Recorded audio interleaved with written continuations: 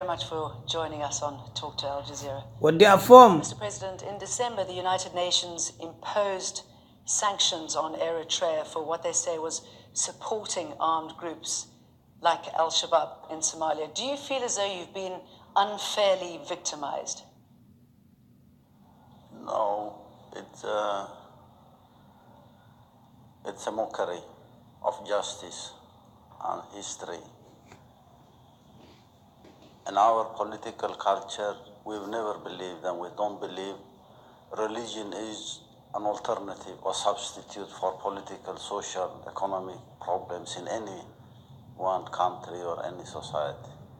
We've never entertained the idea of Sharia being a solution or Islam being a solution, as many may like to appreciate.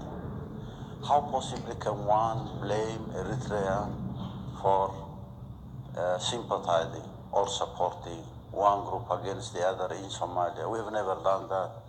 Al-Shabaab themselves claim that your defense ministry visited them. The African Union has complained about your activities in Somalia, as has the United Nations. Are you saying that they are all lying? Where are these evidences in the first place? We never went. We didn't went. The French have 2 kidnapped hostages there. They asked our good officers to see if we can do anything. We never promised, we never wanted to get involved in this, but because there was that initiative, we wanted to contact with everybody in Somalia. So are you therefore saying that those Al-Shabaab members, the African Union and the United Nations are therefore all lying? We believe Al-Shabaab are Somalis in the first place, whether they are radicals, moderates, whether they're part of the Islamic course or not. We believe every Somali should be involved in an inclusive political process. But why would the United Nations and the African Union say that this is what you are doing, that you're supporting? Where are these evidences in the first place? What are they saying? That's where I come to say this is a mockery of justice. You talk about religion. A lot of people raise your support with Al-Shabaab, you being a Christian leader, that being a Muslim organization. It's nonsensical. And it's not to fight the proxy war against This is a joke. Ethiopia? This is a joke. I don't want to blame anyone for what has been said here or there. What are the evidences? How can you explain the fact that Eritrea supports this or that radical Islamism? Are you using Somalia as a battleground to fight Ethiopia? It's not a battleground with Ethiopia. This border issue was a senseless conflict instigated by the United States in the first place, for the record. And we went to arbitration, and arbitration was done almost 8 years now, 2002, and the decision was taken. And that decision is blocked by the United States. It's not blocked by Ethiopia. Ethiopia does not have the resource and the means to block any decision of arbitration and implementation.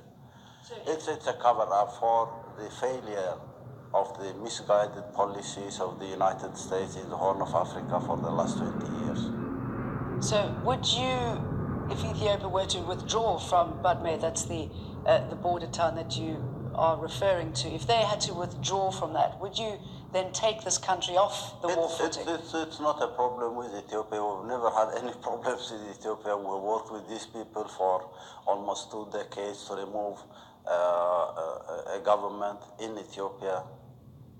And we wanted to see a relationship between Eritrea and Ethiopia based on mutual respect and commonality of interest. And we worked for decades for that. And now we're talking about a misguided policy of the United States that wants to create crisis here, political problems here and there, and micromanage those problems.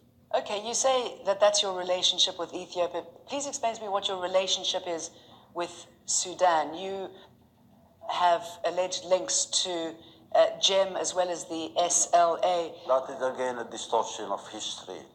It's a deliberate distortion of facts.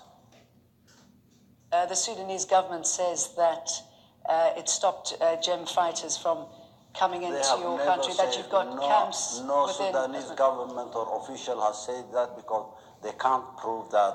and it's said in the name of Sudanese officials and to the Sudanese government, this is a deliberate distortion of facts.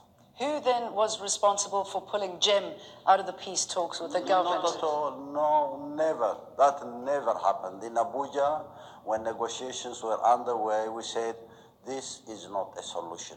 There has to be an inclusive and comprehensive political process in the Sudan to address the issues of Southern Sudan, Eastern Sudan, Central Sudan, Northern Sudan, and Darfur.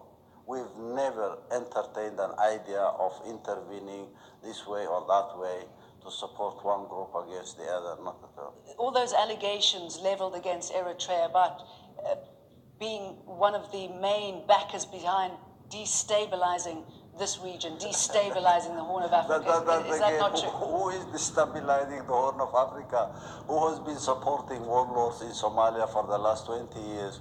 Who has intervened in Somalia, invaded Somalia? Who has wanted to put governments from outside? We have 3 strategic interventions the last 8 or 10 years where people have tried to impose governments from outside. None of these governments has worked. This is destabilizing Somalia, and by destabilizing Somalia, you destabilize the region. You are friends with both Iran and Israel. How do you balance the two? And that is another joke, because why would the United States impose arms embargo on Eritrea, a small country with very limited resources, and not impose sanctions on the alleged role of Iran in the region? How can you possibly appreciate the logic behind this position of the United States? Okay, maybe you can